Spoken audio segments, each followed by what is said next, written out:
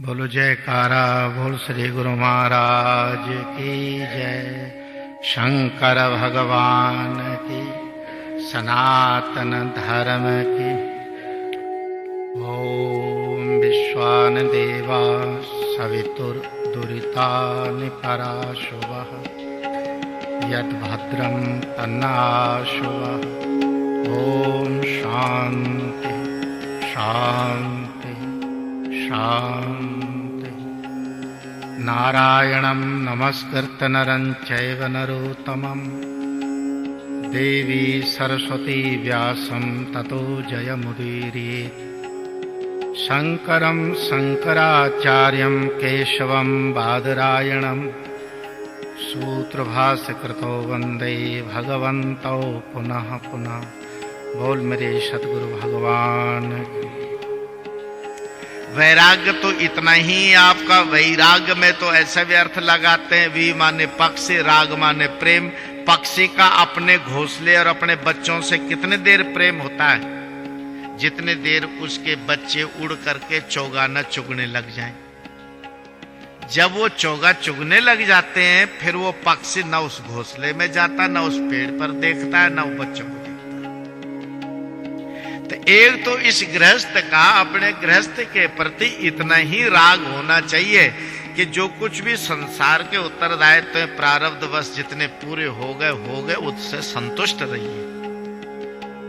और मनु महाराज तो कहते हैं कि एक गृहस्थ पुरुष को जब पोते का मुंह दिखाई दे जाए, पोते का मुंह दिखाई दे जाए, कान के बाल सफेद हो जाए, उसको उसी दिन वानप्रस्थ हो जाना चाहिए।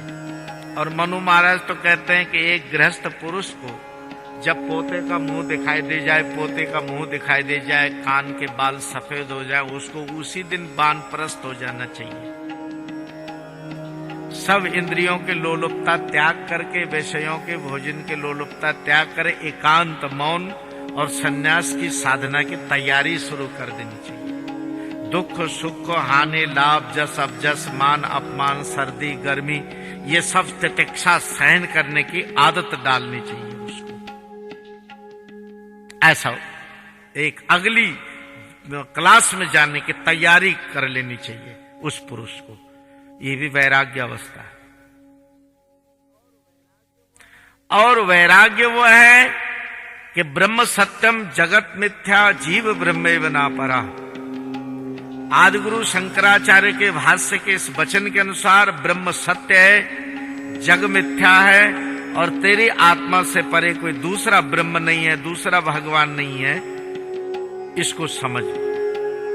तो जो मिथ्या है उसके प्रति अपने मन में आग्रह मत रख, और जो सत्य है उसका लिए अपने मन में कोई ऐसा बात गफलत मत रख के कल या परसों देख लेंगे उसको। जो सत्य है वो आज से ही पकड़ लो, आज से ही धारण कर लो उसको। क्योंकि सत्य को धारण करते ही शक्ति का संचार होना शुरू हो जाता है। सत्य ही ब्रह्म है, सत्य ही अमृत है, सत्य ही ईश्वर है।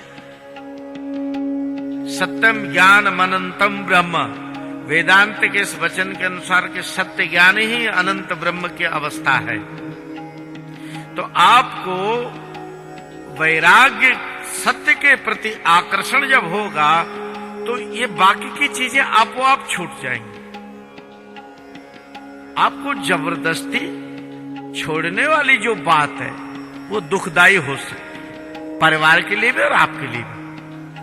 लेकिन सत्य के प्रति आग्रह होते होते खुद ब खुद ये चीजें हट जाती हैं। महावीर के पिता की जब मृत्यु हुई और पिता की चिता जला के आए तो घर में अपने बड़े भाई से बोले कि आप राजपाट संभालिए और मैं तो सन्यास लूंगा। बोले पगले, तेरा विवाह भी हो गया, पुत्र भी है, ये भी है, वो भी है, तो सन्यास लेगा? ये क्या बात है? बोले हाँ मैं सन्यास लूंगा। बोले नहीं, हम नहीं जाने देंगे। तो महावीर दूसरे दिन अपने गुरुजी के पास पहुंचा। गुरुदेव, मेरी सन्यास की प्रबल इच्छा है। अब मेरा भाई कहता है कि मुझसे राजपाट नहीं चलता, तू युवक है, पढ़ा लिखा है, ज्ञानी है, विवेकी है, तू राजपाट चला। और मेरी इच्छा है निराज चलाने की, मैं सन्यासी बनना चाहता हूं। गुरु महाराज ने कहा कि सन्यासी तो जब विवेक है तो तुम सन्यासी हो, चाहे राज में रहो चाहे जंगल में रहो, लेकिन अब व्यवहार अपना ऐसा बना दो कि जो विवेक है उसके अनुकूल व्यवहार बरतो, अपनी पत्नी से भी, माता से भी, प्रजा से भी, भाई से भी। जो सत्य ज्ञान है तुझ में, ईश्वरीय ज्ञान, उसी ज्ञान के अनुसार तू व्यवहार करना शुरू कर दे। और एक दिन महल में रहते हुए तुम्हारे हृदय में यह प्रतीति नहीं रहेगी कि तुम महल में हो।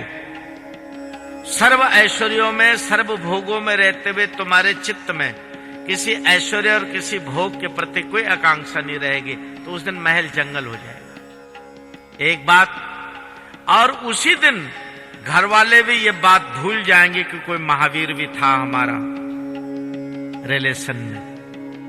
ऐसी सिद्ध अवस्था जिस दिन आ जाए, सन्यास समझो पूरा हो गया। महावीर घर में रहने लगे, जो ज्ञान और वैराग्य की बातें थी उसी के अनुसार वो व्यवहार करने लगे, उसी के अनुसार कपड़े पहनने लगे, उसी के अनुसार खाना खाने लगे, उसी के अनुसार अतिथियों से, आए गए से, राज दरबार से, राजकाज से व्यवहार करने लग गए। धीरे धीरे धीरे सबके चित्त से महावीर का मोह उतर गया और महावीर भी रहते रहते रहते वैराग युक्त हो गया। अपने गुरु के पास गया, बोले महाराज जी, अब मुझे यही प्रतीत लगता है कि राजमहल का ऐश्वर्य और मिट्टी मुझे बराबर लगती है। एक सूखी लकड़ी का खंबा और मेरी पत्नी, ये दोनों मेरे लिए निरस हैं, एक जैसी हैं। मेरा पुत्र और प्रजा का पुत्र सब एक जैसे हैं। और ये मकान, महल और पहाड़ की कंदरा एक जैसे। सर्प का विष और मां का दूध मेरे लिए एक जैसा हो गया है।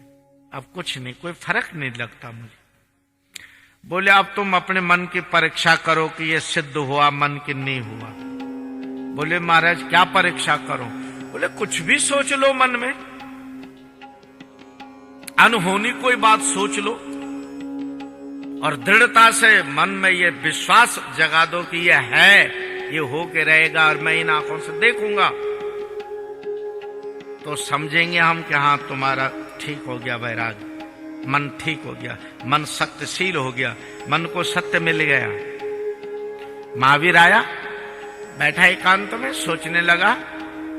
एक राजकुमारी हो, उसके सिर मुंडा हुआ हो, उसके हाथों में हथकड़ी, पैरों में बेड़ी पड़ी हुई हो, वो जेल में बंद हो, मैली कुचैली, हाथ में उसके बाजरे की रोटी हो, उसमें जंगली साग का रखा हुआ हो, और मैं भिक्षा पात्र उसके आगे करूं और मेरे पात्र में वो ऐसी भिक्षा डाल दे। ये सोचा मन में। वो राजकन्या। अब ऐसा सोच के महावीर चल दिया सवेरे अपने मन के संकल्प को देखने के लिए कि आया मेरा संकल्प पूर्ण है कि नहीं, मेरा मन सत्य से मिला कि नहीं मिला, और चल पड़ा। और चलते चलते चलते ठीक एक गली में से गुजर रहा था तो देखा एक जंगला के ऊपर खिड़की पर एक लड़की है, मैली कुचैली है, सिर उसका मुंडा हुआ है, हाथ पैर लोहे की जंजीरों में जकड़े हुए और हाथ में रोटी लिए रो रही है। महावीर ने खप्पर आगे क्या, उसने जंगले से वो रोटी ऐसे फोल्ड करके महावीर के उसमें डाल दी। महावीर ने फिर ऊपर से नीचे देखा, कहीं मैं स्वप्न तो नहीं देख रहा हूं। उससे पूछा तुम कौन हो?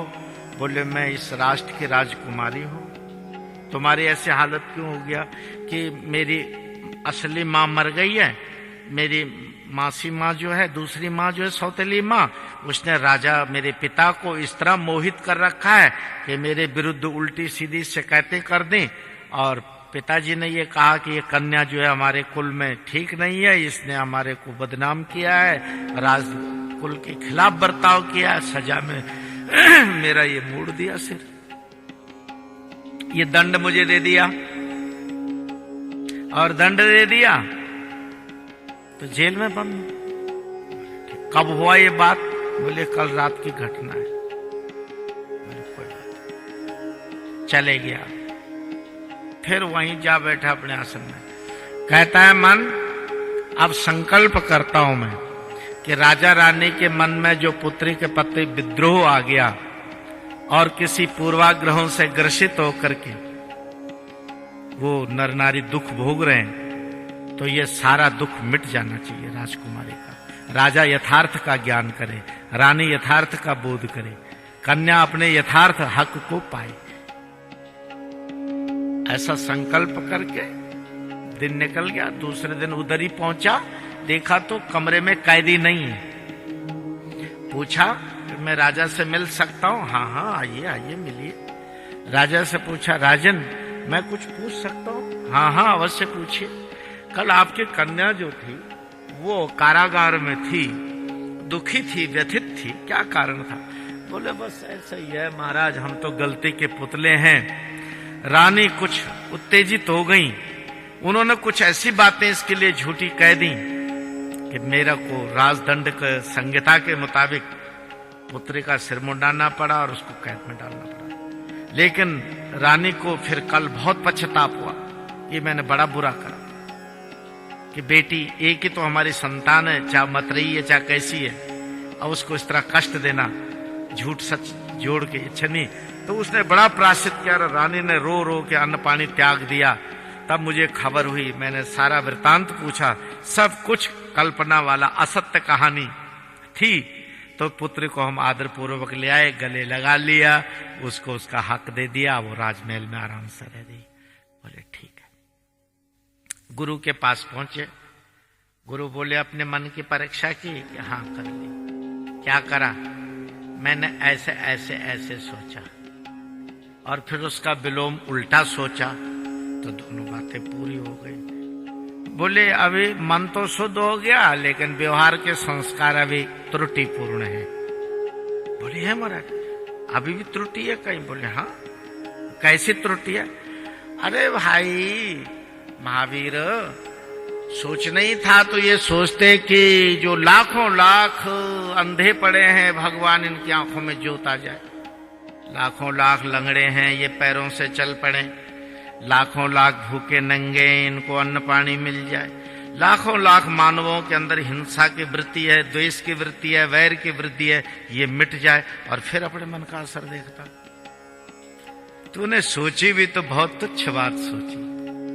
खैर परीक्षा करनी थी, एक चावल की करें चाहे कुछ करें, ठीक है। मन अच्छी हालत में जा रहा है, ज्ञान वैराग्य हो रहा है, और ज्यों ज्यों वैराग्य होगा यूं यूं ये स्वयं ही मन तन्मय मन शिव संकल्पमस्तु, ये शिव संकल्प शिव रूप होता ही चले जाएगा।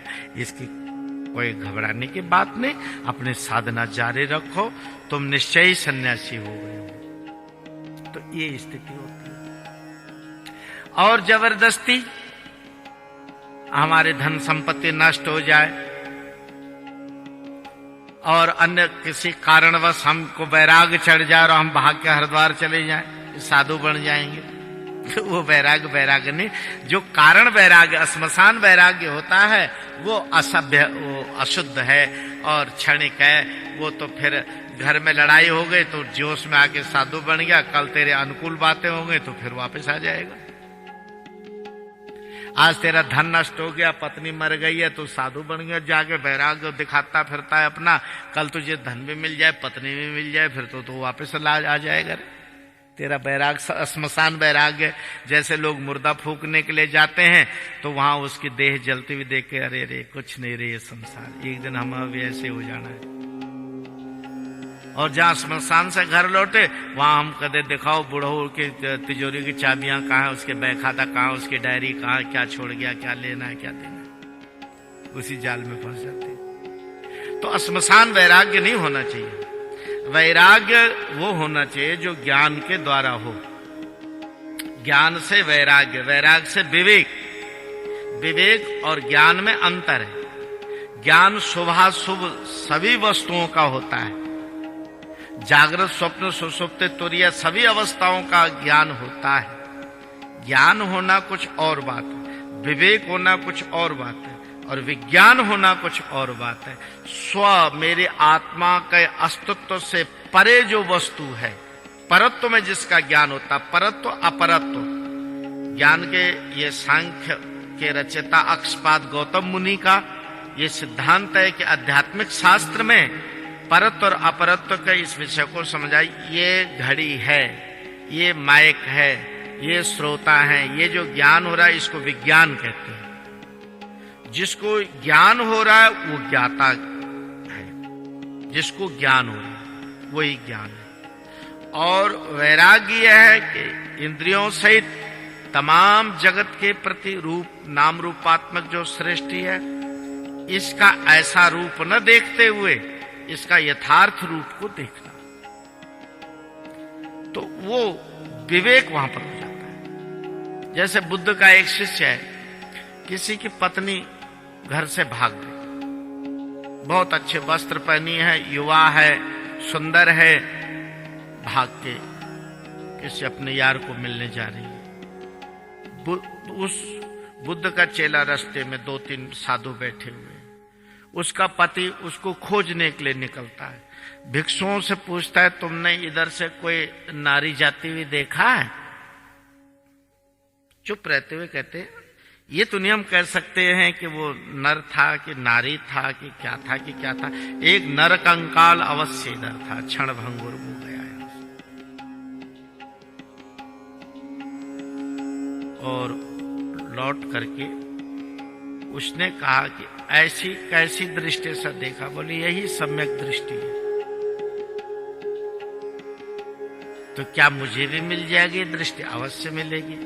आप हमारे संग में प्रवेश कर जाइए, साधना शुरू कर दीजिए।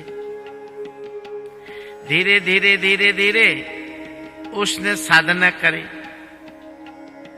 वो बोधिसत्व को पहुंचा। एक दिन उसके पत्नी का मन उस यार से टूट गया और अपने पहले पति की खोज में निकल पड़ी।